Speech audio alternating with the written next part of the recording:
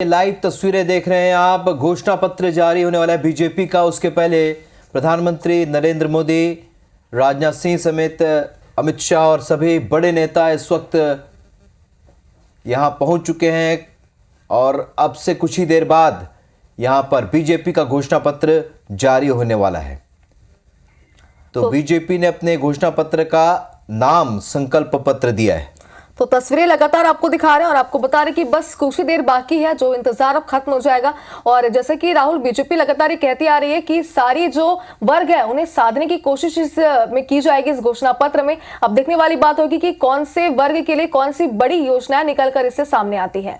बिल्कुल शुभांगी, और घोषणा पत्र का नाम, क्योंकि हमने देखा जो राज्य के जो चुनाव थे उसमें मोदी की गारंटी जब दिया गया तो लोगों ने सीधे तौर पर उससे जुड़ाव महसूस किया और जिसका फायदा बीजेपी को मिला है। तो एक बार फिर से संकल्प पत्र, इसे नाम जरूर दिया गया है, लेकिन 2047 को ये फोकस है ये घोषणा पत्र, और इसे मोदी की गारंटी ही कहा गया है। बिल्कुल, और आपको ये भी बता दें कि घोषणा पत्र को तैयार करने के लिए पार्टी ने पिछले दिनों रक्षा मंत्री राजनाथ सिंह की अध्यक्षता में एक समिति भी गठित की थी और इस समिति में कई बैठकों के बाद घोषणा पत्र को अंतिम रूप दिया गया, जो आज हम सभी के सामने बस कुछ ही देर में होगा।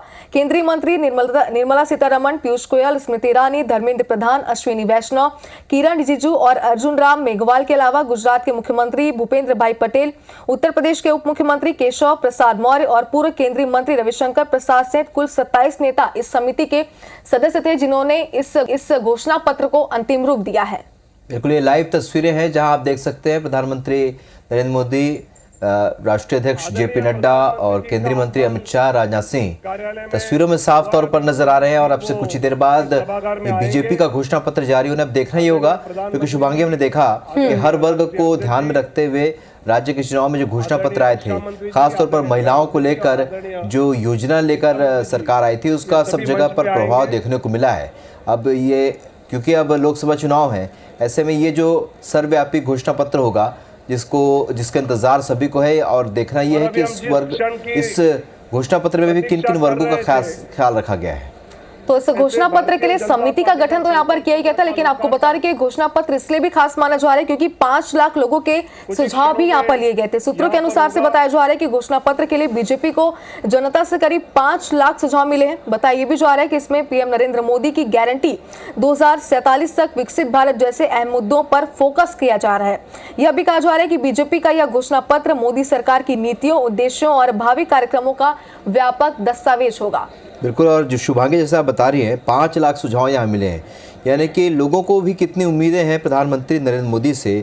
5 लाख लोगों ने सुझाव दिए हैं, यानी लोगों की भी नज़र इस घोषणा पत्र पर है, क्योंकि अब तक जो वादे केंद्र सरकार की ओर से किए गए हैं, मतलब बीजेपी की ओर से किए गए हैं, उनमें ज़्यादातर पर अमल करने की कोशिश यहाँ पर बीजेपी ने की है। एक बार फिर से लोगों की उम्मीदें बीजेपी से टिकी हुई हैं, इस वजह से 5 लाख सुझाव यहाँ भारत की तरफ से भारतीयों ने भेजे हैं, और अब देखना होगा इन सुझावों का कितना इम्प्लीमेंटेशन, कितना इन्हें लागू किया जाता है इस घोषणा पत्र में। बिल्कुल राहुल, और भले कुछ ही देर में ये घोषणा पत्र यहाँ पर जारी हो जाएगा, लेकिन इसके लिए कई बैठकें हुई है, कई बैठकों का दौर लगातार जारी है, कई लोगों से सुझाव भी मांगे हैं, जिसके बाद इस घोषणा पत्र को अंतिम रूप दिया गया। और ये देखिए, मंच से ये लाइव तस्वीरें आपको हम दिखा रहे हैं, जहाँ पर देश के प्रधानमंत्री नरेंद्र मोदी यहाँ पर मौजूद है, रक्षा मंत्री राजनाथ सिंह भी यहाँ पर मौजूद है, गृह मंत्री अमित शाह मौजूद है और बीजेपी के राष्ट्रीय अध्यक्ष जेपी नड्डा भी यहाँ पर मौजूद है। और बस कुछ ही मिनटों का इंतजार है, जब इंतजार अब खत्म हो जाएगा और बीजेपी का घोषणा पत्र हम सभी के सामने होगा। हम सभी के लिए क्या योजनाएं आगे लाई जाएंगी, बीजेपी की अगर सरकार फिर से बनती है तो ये सभी योजनाएं अब सबके सामने होंगी।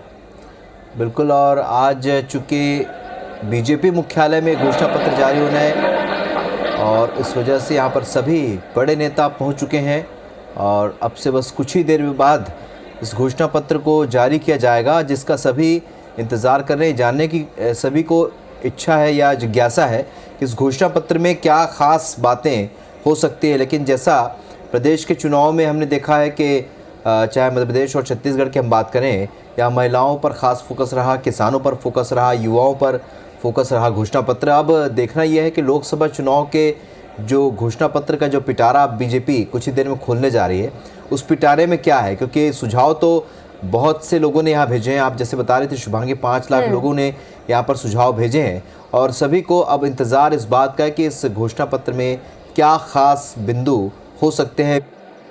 बिल्कुल। और बीजेपी मोदी सरकार के तीसरे कार्यकाल में भारत को दुनिया की तीसरी सबसे बड़ी अर्थव्यवस्था बनाने की बात करती आ रही है, तो जाहिर सी बात है कि इस घोषणा पत्र में इस लक्ष्य को भी संकल्प पत्र में शामिल किया जाएगा। बिल्कुल, तीसरी बड़ी अर्थव्यवस्था, दुनिया की तीसरी बड़ी अर्थव्यवस्था। जब यहाँ लाल किले के प्राचीर से प्रधानमंत्री नरेंद्र मोदी ने अपना भाषण दिया था, उस दौरान उन्होंने कहा था कि आने वाले जो चुनाव के बाद आने वाली जब सरकार होगी और आने वाला उनका कार्यकाल होगा, उसके बाद दुनिया की तीसरी बड़ी अर्थव्यवस्था भारत बनने जा रही है। ये उन्होंने पहले ही कह दिया है। अब घोषणा पत्र में भी क्या इन बिंदुओं को शामिल किया जाएगा, क्योंकि ये 2047 को फोकस करता हुआ घोषणा पत्र है। संकल्प पत्र इसका नाम जरूर है, लेकिन मोदी की गारंटी और ये है मोदी की गारंटी और 2047 का घोषणा पत्र। ये विकसित भारत 2047 पर फोकस है। मोदी की गारंटी, विकसित भारत 2047 पर फोकस ये घोषणा पत्र होगा, जिसका अब से कुछ ही देर बाद ये पता चल जाएगा इस घोषणा पत्र में क्या खास है। बिल्कुल, तो बीजेपी का घोषणा पत्र जिसे संकल्प पत्र कहा जा रहा है, इसमें प्रधानमंत्री नरेंद्र मोदी के विजन के मुताबिक 2047 तक भारत को विकसित देश बनाने के लक्ष्य को प्रमुखता से बताया जाएगा। मंत्रीगण, यहाँ उपस्थित हमारे भारत सरकार के मंत्रीगण, संसदीय बोर्ड के सभी वरिष्ठ सदस्यगण और हमारे पत्रकार मित्रों, आज इस संकल्प पत्र के लॉन्चिंग के अवसर पर हम सब लोग यहाँ एकत्र आए हैं और इस कार्यक्रम में हम सबको आदरणीय प्रधानमंत्री जी का संबोधन सुनने को मिलेगा और संकल्प पत्र अगले 2024 से हम किस प्रकार से देश की सेवा प्रधानमंत्री मोदी जी के नेतृत्व में करेंगे, इसके बारे में हम सब लोगों को जानकारी मिलेगी। आज इस अवसर पर सबसे पहले तो मैं आदरणीय प्रधानमंत्री जी का आज के कार्यक्रम में आने के लिए हार्दिक अभिनंदन करता हूं और स्वागत करता हूं। प्रधानमंत्री जी जब भी पार्टी की कोई भी गतिविधि होती है, उस गतिविधि के साथ वो अपने आप को जोड़ते हैं और जैसा मैंने पहले भी कहा है कि तमाम प्रधान प्रशासक होने के नाते जिम्मेवारियों को निभाते हुए पार्टी उनकी हमेशा पहली प्रायोरिटी रही है और पार्टी को वो हमेशा जब भी हमने समय मांगा तो उनका मिला है। आज वो फिर इस चुनावी कार्यक्रम में और अन्य व्यस्तताओं के बीच में आप हम सब के बीच में हैं। आपका पुनः अभिनंदन और स्वागत है। आज भारत रत्न डॉक्टर भीमराव अंबेडकर जी की जन्म जयंती है। हम सब की ओर से उनको श्रद्धांजलि पूर्वक नमन। और हम सब जानते हैं कि डॉक्टर अंबेडकर जी ने अपना सारा जीवन सामाजिक न्याय के लिए पूरी ताकत के साथ सामाजिक न्याय की लड़ाई उन्होंने जीवन भर लड़ी। ऐसे डॉक्टर भीमराव अंबेडकर जी के रास्ते पर चलते हुए भारतीय जनसंघ से लेकर भारतीय जनता पार्टी हमेशा इस विचार को और सामाजिक न्याय की लड़ाई सत्ता में रहे तो भी और सत्ता में न रहे तो भी हमेशा इस सामाजिक न्याय की लड़ाई को हम सब लोगों ने लड़ा है। हम जानते हैं कि आज संकल्प पत्र को लोकार्पण होगा, लॉन्चिंग होगी, लेकिन हम सबको यह भी ध्यान में रखना चाहिए कि भारतीय जनता पार्टी और शुरू में जनसंघ काल से लेकर यह वैचारिक अधिष्ठान आइडियोलॉजिकल बेस्ड पार्टी होने के नाते एक विचारों को लगातार आगे बढ़ाते हुए उस वैचारिक अधिष्ठान की यात्रा में हम सब लोग सम्मिलित हैं और हर बार जब चुनाव आता है तो उसी वैचारिक यात्रा को आगे बढ़ाने का क्रम हम सब लोगों ने किया है और उसको आगे बढ़ाया है। जिस बात को 1952 में श्यामा प्रसाद मुखर्जी जी ने कही जिसे आगे पंडित दीनदयाल उपाध्याय जी ने आगे बढ़ाया, उस विचारधारा से हम कभी डिगे नहीं, हम उसको समर्पित रहे और उसको आगे बढ़ाने में हम सब लोगों ने भरसक प्रयास किया है। और हम कह सकते हैं कि मैनिफेस्टो या संकल्प पत्र यह उस विचारधारा, उस वैचारिक अधिष्ठान का अनफोल्डमेंट है। उसी को आगे किस तरीके से बढ़ाया जाए, उस यात्रा को आगे बढ़ाने का काम हम सब लोगों ने किया है। हम सब जानते हैं, एक समय में हमने एकात्म मानववाद की बात कही, उसी को आगे हम लोगों ने, जब हम सरकार में आए तो अंत्योदय के रूप में हम लोगों ने उसको स्थापित किया और प्रधानमंत्री मोदी जी ने उसको सरल भाषा में सबको समावेश करते हुए और सबकी भाषा में उसको सबका साथ, सबका विकास, सबका विश्वास, सबका प्रयास से जोड़ते हुए नीतियों को आगे बढ़ाने का काम किया। मुझे याद है कि 2014 में जब प्रधानमंत्री मोदी जी संसदीय दल के नेता सेंट्रल हॉल में चुने गए थे, तो उस समय उन्होंने बड़े स्पष्ट शब्दों में कहा था कि हमारी सरकार गरीब को समर्पित है, हमारी सरकार गांव के विकास को समर्पित है, हमारी सरकार जो समाज के अंतिम पायदान पर खड़ा व्यक्ति है उसको समर्पित है। और उसी को कार्य रूप देते हुए 2014 से एक लंबी यात्रा करते हुए पिछले 10 वर्षों में प्रधानमंत्री मोदी जी के नेतृत्व में देश ने इन सारे आयामों को बखूबी जनता को, गांव गरीब की चिंता करते हुए उसको आगे बढ़ाने का काम किया है। मित्रों, मैं यहां एक बात और भी कहना चाहता हूं कि जब देश की जनता क्लियर मैंडेट देती है तो नतीजे भी बड़ी स्पष्टता के साथ आते हैं। हम सब लोग जानते हैं कि 2014 में प्रधानमंत्री मोदी जी के नेतृत्व में हमारा वोट शेयर 31% पहुंचा, 282 सीटें हमने लोकसभा की जीती। और 2019 में प्रधानमंत्री मोदी जी के नेतृत्व में हमने अपना ही रिकॉर्ड तोड़ा और हमारा वोट शेयर 37.3% तक पहुंचा और हमारा वो सीट शेयर 303 सीटें हम लोगों ने लोकसभा में जीती। हम ये कह सकते हैं कि इस क्लियर मैंडेट को प्रधानमंत्री मोदी जी ने गांव के लिए, गरीब के लिए, वंचित के लिए, दलित के लिए, हमारी महिलाओं के लिए, हमारे युवाओं के लिए, हमारे किसान भाइयों के लिए और हमारे वंचित भाइयों के लिए उनको समर्पित किया। और उसी तरीके से अगर मैं गांव की बात करूं तो आज गांव, मैं यहां प्रधानमंत्री जी थोड़ा समय जरूर लेना चाहूंगा, लेकिन मुझे याद है 1993 में मैं पहली बार विधायक बना था।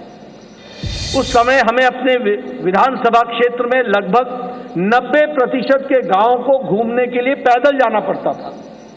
आज हम कह सकते हैं कि ग्रामीण सड़क 3,80,000 किलोमीटर की ग्रामीण सड़कें बनी है, ऑल वेदर रोड बना और ऑल वेदर रोड के माध्यम से पक्की सड़कें बनी है। आज हमारे इलाकों में कोई ऐसा गांव नहीं रहा जहां हम पक्की सड़क से पहुंच नहीं सकते हैं। यह बदलता भारत की तस्वीर हमने देखी है। उसी तरीके से अभी 60,000 नए गांवों को पक्की सड़कों से जोड़ने का काम हुआ है और ऑल वेदर रोड्स बनी है। कभी हमने कल्पना नहीं की थी कि गांव का सशक्तिकरण होगा, कभी गांव में भी कोई ऑप्टिकल फाइबर पहुंचेगा, लेकिन आज मुझे खुशी है कि आपके नेतृत्व में 2 लाख पंचायतों को आपके नेतृत्व में ऑप्टिकल फाइबर से जोड़ दिया गया है और उनको भी इंटरनेट फैसिलिटीज के साथ जोड़ा गया है। गरीब कल्याण की बात करें तो एक समय में ये असंभव सी बात लगती थी कि हम गरीब तक अन्न पहुंचा सकेंगे, लेकिन आपने त्रासदी में भी अवसर ढूंढ करके प्रधानमंत्री गरीब कल्याण अन्न योजना की स्कीम को आगे बढ़ाया। 80 करोड़ की जनता को या तो 5 किलो गेहूं या 5 किलो चावल या 1 किलो दाल ये देने की व्यवस्था की। आज उसके कारण हम ये कह सकते हैं कि लगभग 25 करोड़ लोग, भारत की आबादी आज गरीबी की रेखा से ऊपर उठ करके अबव पॉवर्टी लाइन में आ गई, बिलो पॉवर्टी लाइन से निकल गई। ये भी हमारे ध्यान में है। और इंटरनेशनल मॉनिटरी फंड के अनुसार अति गरीबी भारत में अब 1% से भी कम हो गई है, 0.08% 7% पर ला करके खड़ा किया है। उसी तरीके से आवास योजना मैं यहाँ बार बार सुनाता हूँ और मुझे वो बार बार इच्छा भी होती है बताने की, क्योंकि वो धरातल की सच्चाई थी। एक समय में हमारे यहाँ हमारा ब्लॉक डेवलपमेंट ऑफिसर आके बताता था कि एमएलए साहब आपके यहाँ एक पंचायत में 2 इंदिरा आवास योजना मिली है, 2, अब बताओ इसको किसको दें। और मेरे लिए प्रश्न उठता था कि ये किसको दें, क्योंकि एक अनार 100 बीमार मैं किसको दूंगा। मैं बीडीओ साहब को कहता था कि आप ही तय करो कौन से मापदंड पर आप दे सकते हो। लेकिन आज 4 करोड़ प्रधानमंत्री आवास योजना में पक्के घर बन गए और आगे भी इस कार्य को आगे जारी रखा गया है। उसी तरीके से महिलाओं की चिंता की बात करें, आज जनधन खाते में 50 करोड़ में से 55.5% जनधन खाते महिलाओं के नाम पर खाते खुले हैं, यानी महिलाओं का सशक्तिकरण हुआ। ये भी हमें ध्यान में रखना चाहिए। उज्ज्वला योजना, ये योजना आप सब लोग शहर में रह करके आपको लगता होगा हाँ गैस का सिलेंडर मिल गया, लेकिन ये इतनी ही छोटी कहानी नहीं है। हमारी बहनें गांव में 5 बजे सुबह उठती थी, जंगलों में जाती थी, लकड़ियां काटती थी, आ करके चूल्हा जलाती थी, फूकनी से फूक फूक करके चूल्हा जलाती थी, धुआं को अपने छातियों पर लेती थी, रेस्पिरेटरी सिस्टम डिसऑर्डर होता था और आंखों में पानी आता था और घंटों के बाद वो जाकर के चाय बना पाती थी। आज 5 मिनट के अंदर गैस के चूल्हे के कारण नारी सशक्तिकरण किस तरीके से हुआ, इस उज्ज्वला गैस के कारण, और 10 करोड़ से 11 करोड़ 10 करोड़ सिलेंडर्स इस तरीके से और गैस के कनेक्शन दिए गए। सबसे बड़ी बात है, मुझे याद है, मैं बताना चाहूंगा, जब मैं छोटा था और जब मैं कभी भ्रमण पर सुबह सुबह निकलता था तो मैं देखता था कि गांव की बहनें झुंड के झुंड सिर्फ अपने दैनिक नित्य क्रम के लिए नेशनल हाईवे से होते हुए गांव और खुले में उनको शौच जाना पड़ता था। दैनिक जीवन में अपने इस तरीके का जीवन देखती थी। सूर्योदय और सूर्यास्त का इंतजार करना पड़ता था। आज 11 करोड़ इज्जत घर बनाकर 11 करोड़ बहनों को इज्जत देने का काम और life with dignity, human dignity, women dignity, इसकी चिंता अगर हुई तो वो प्रधानमंत्री मोदी जी के नेतृत्व में हुई है, वो भी हम सबके ध्यान में है। जैसा मैंने कहा, आज हमारा वैचारिक अधिष्ठान, क्लियर मैंडेट के क्लियर रिजल्ट्स होते हैं और क्लियर मैंडेट आपने दिया, उसका क्लियर नतीजा निकला और वह नतीजा ये है, हमने 1951-52 में कहा एक देश में 2 निशान, 2 विधान, 2 प्रधान नहीं चलेंगे। हम 1951-52 से ये बात कह रहे थे, लेकिन आपने क्लियर मैंडेट दिया और 2019 के 6 अगस्त को धारा 370 को एब्रोगेट कर दिया गया, धाराशाही कर दिया गया। प्रधानमंत्री मोदी जी की इच्छा शक्ति ने उस कार्य को पूरा किया। मुझे याद है कि पालमपुर का प्रस्ताव पारित हुआ था कि हम राम मंदिर बनाने के रास्ते को प्रशस्त करेंगे।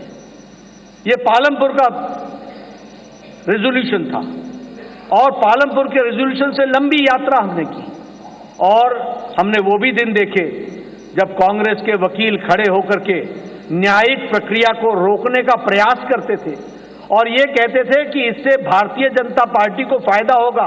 उनको देश की चिंता नहीं थी, उनको रामलला की चिंता नहीं थी, उनको भारत की संस्कृति और गौरव की चिंता नहीं थी।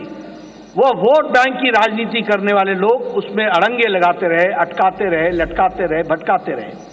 लेकिन प्रधानमंत्री मोदी जी के नेतृत्व में वह रास्ता प्रशस्त हुआ और भव्य राम मंदिर 22 जनवरी को आपके कर कमलों के द्वारा वह आज रामलला वहां विराजमान है और उनका प्राण प्रतिष्ठा आपके 10 दिन के अथक कार्यक्रम और अनुष्ठान के बाद आपके कर कमलों द्वारा हुआ, वो भी हम लोगों ने देखा है।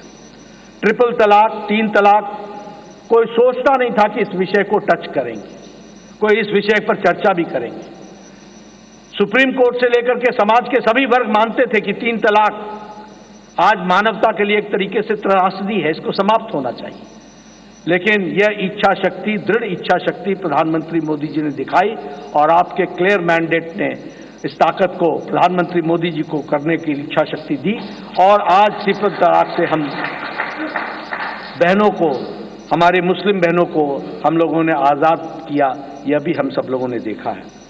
उसी तरीके से 30 साल से राजनीतिक कारणों से नारी शक्ति वंदन और महिलाओं का रिजर्वेशन पर राजनीति होती रही फॉर 30 इयर्स, 30 साल कोई कुछ नहीं हुआ।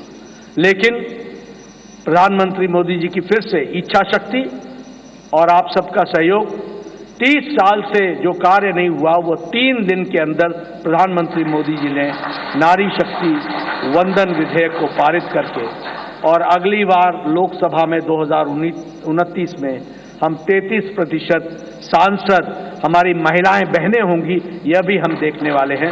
इस तरीके से मैं मजबूत नेतृत्व का एक प्रमाण और एक विषय जरूर आपसे चर्चा करना चाहूंगा। ये कोविड जब आया तो शायद ये शताब्दी का सबसे बड़ा पेंडेमिक था। दुनिया नहीं जानती थी कि इस पेंडेमिक से कैसे लड़ा जाएगा। दुनिया के नेतृत्व भी नहीं जानता था कि इस पेंडेमिक से कैसे लड़ा जाएगा। आपको पता है, बड़े बड़े विकसित देश अपने निर्णय प्रक्रिया में वह भी डमाडोल हो गए, वह भी लड़खड़ा गए, वह भी नहीं तय कर पाए कि मानवता जरूरी है या अर्थशास्त्र जरूरी है, आर्थिक विषय जरूरी है या मानवता जरूरी है, ह्यूमैनिटी जरूरी है या इकोनॉमी जरूरी है। और बहुत से देश, विकसित देश, लॉकडाउन लगाएं कि नहीं लगाएं, लगाएं कि नहीं लगाएं, इस बीच में वो पेंडुलम की तरह डोलते रहे। लेकिन प्रधानमंत्री मोदी जी का नेतृत्व, मजबूत इरादे, दूरदृष्टि, इस बात को ध्यान में रख करके उन प्रधानमंत्री जी ने कहा जान है तो जहान है, और लॉकडाउन लगाया।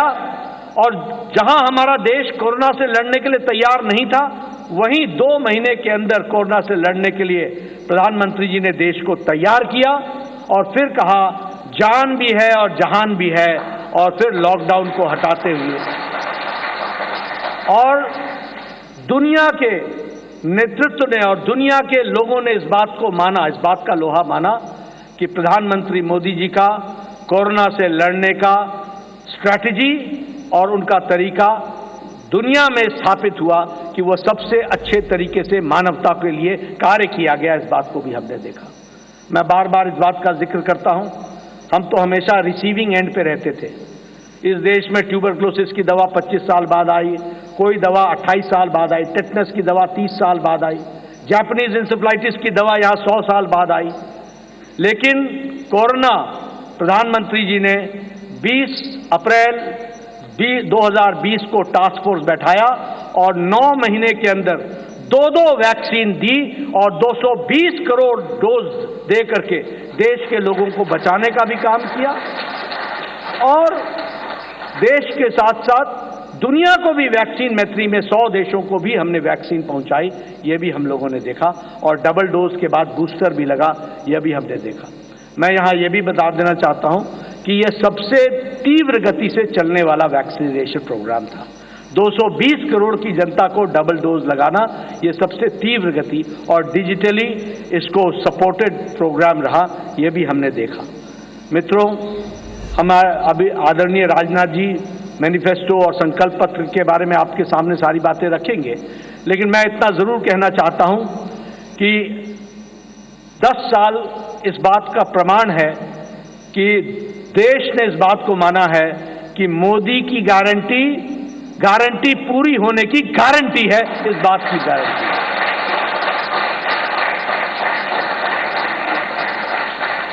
और यहां मैं स्वास्थ्य से जरूर जुड़ा हुआ विषय जरूर कहूंगा।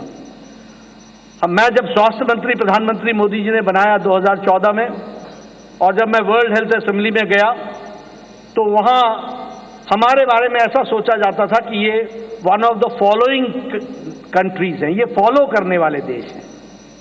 और उस समय बात चल रही थी यूनिवर्सल हेल्थ कवरेज की, यूएचसी की बातचीत चल रही थी।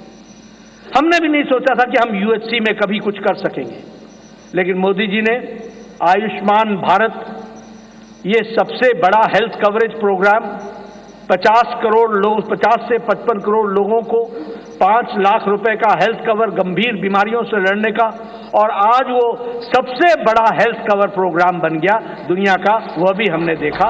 और उसके अगली बार जब मैं वर्ल्ड हेल्थ असेंबली में गया तो सबने कहा please tell us something about Ayushman Bharat. तो ये एक हमने दुनिया के चित्र पर भी देखा कि कैसे भारत को आगे बढ़ाया गया, बढ़ा है मोदी जी के नेतृत्व में। इसलिए मैं एक बात फिर कहूंगा कि आज जो संकल्प पत्र आदरणीय प्रधानमंत्री मोदी जी जिसके बारे में जिनका हमें संबोधन मिलेगा, वह एक लंबी छलांग भारत को, विकसित भारत को पूरा करने में अपना पूरा योगदान करेगा, यही मुझे पूरा विश्वास है। इन्हीं शब्दों के साथ मैं पुनः प्रधानमंत्री जी का और आप सबका धन्यवाद करता हूं कि आप सब लोग इस कार्यक्रम में शामिल हुए। धन्यवाद।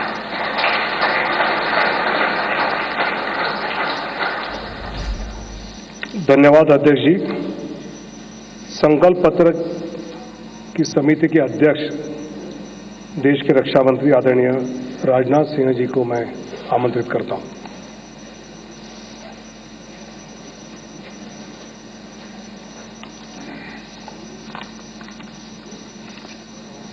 अध्यक्ष जी, सबसे पहले तो मैं आपको धन्यवाद देना चाहता हूं कि आपने इस संकल्प पत्र समिति की अध्यक्षता का दायित्व मेरे ऊपर सौंपा, और मुझे इस बात का हर्ष है, संतोष भी है कि मोदी जी के नेतृत्व में हमने देशवासियों से किया गया हर वादा पूरा किया है।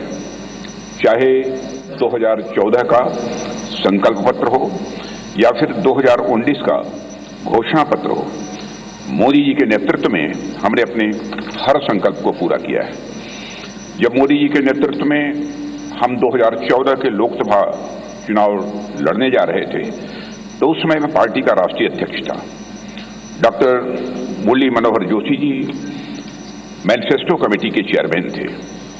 मोदी जी के आग्रह को ध्यान में रखते हुए पार्टी का जो संकल्प पत्र तैयार किया गया था उसमें इस बात का विशेष ध्यान रखा गया था कि जो भी संकल्प हम देश के सामने रखें उसे हम निश्चित रूप से पूरा करें।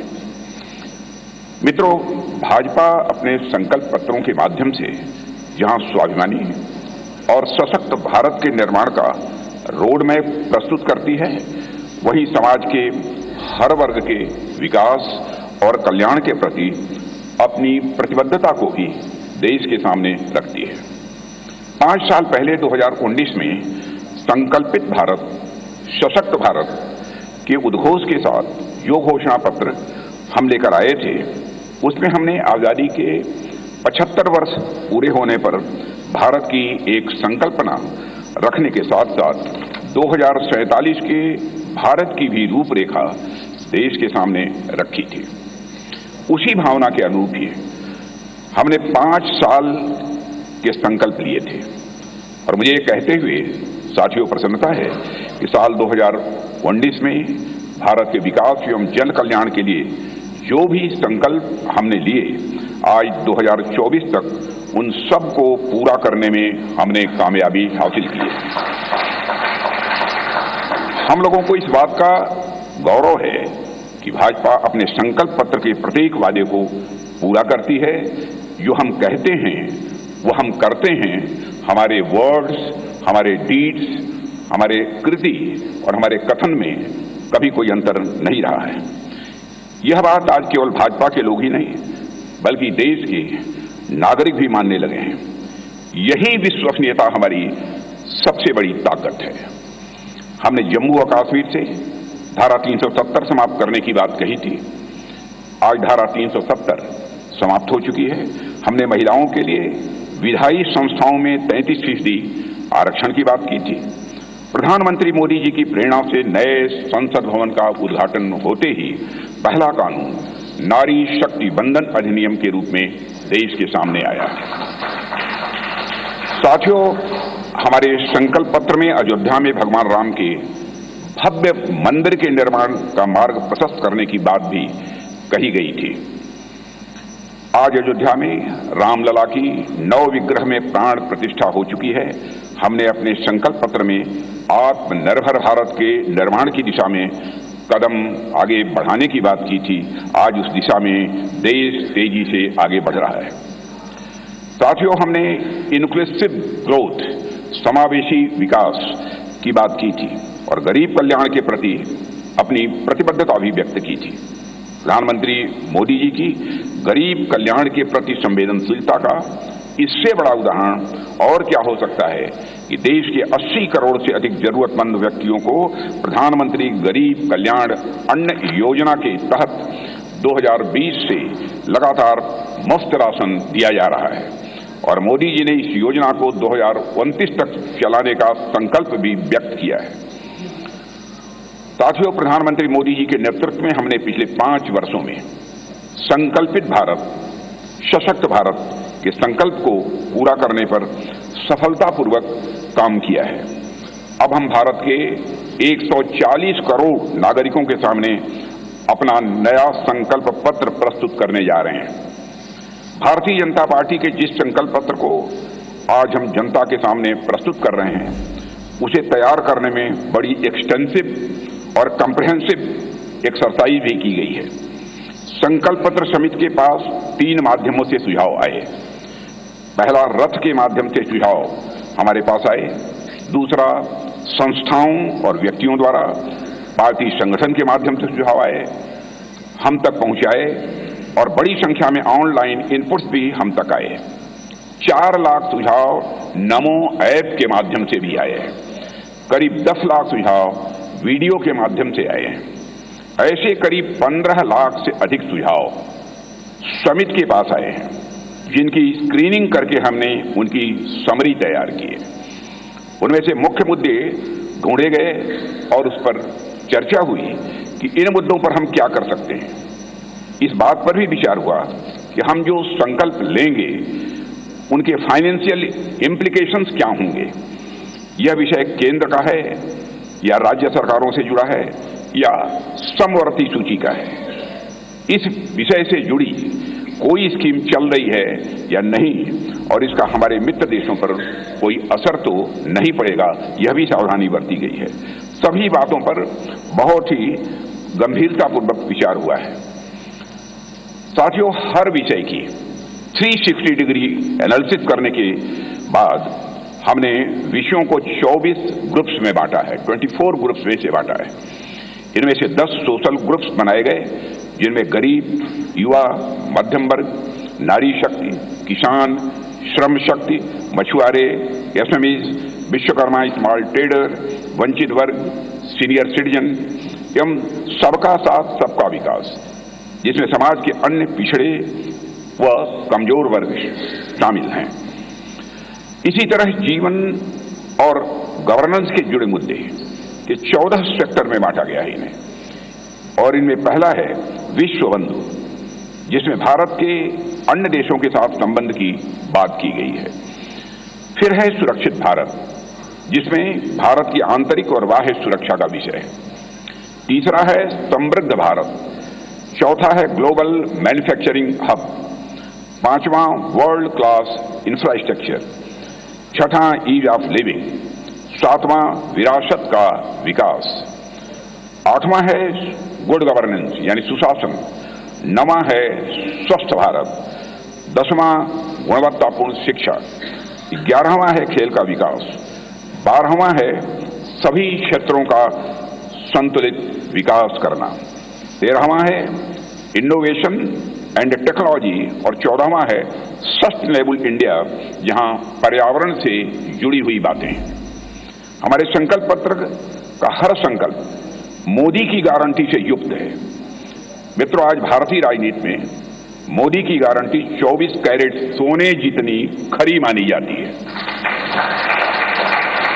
इसलिए मुझे कहने में रंच मात्र भी संकोच नहीं है कि हमारा संकल्प पत्र भारत ही नहीं, दुनिया के राजनीतिक दलों के मैनिफेस्टो के लिए एक गोल्ड स्टैंडर्ड है।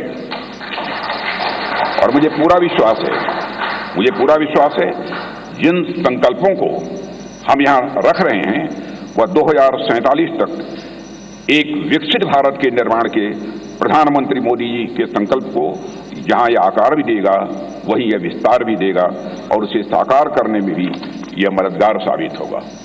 साथियों, मैं यह भी आपको की जानकारी में लाना चाहूंगा कि इस संकल्प पत्र को तैयार करने में अपनी प्रतिदिन की अत्यधिक व्यस्तताओं के बावजूद हम सबके साथ देर रात तक बैठकर माननीय प्रधानमंत्री जी ने हम सभी का मार्गदर्शन किया है।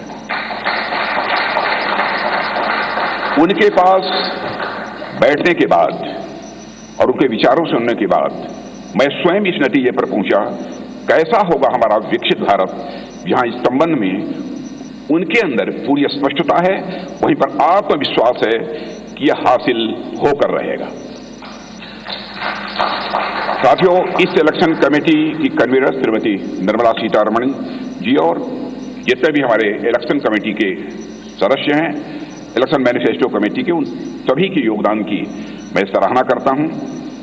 और अंत में मैं यह भी कहना चाहूंगा, साथ ही दिन रात सारे सुझावों को संकलित करना, अध्ययन करना और उसे संकल्प पत्र के रूप में तैयार करने में जो भूमिका हमारे रेल मंत्री श्री अश्विनी कुमार वैष्णव ने निभाई है, उसकी भी मैं विशेष रूप से मैं सराहना करना चाहता हूं। इन्हीं शब्दों के साथ अपना निवेदन समाप्त करता हूं।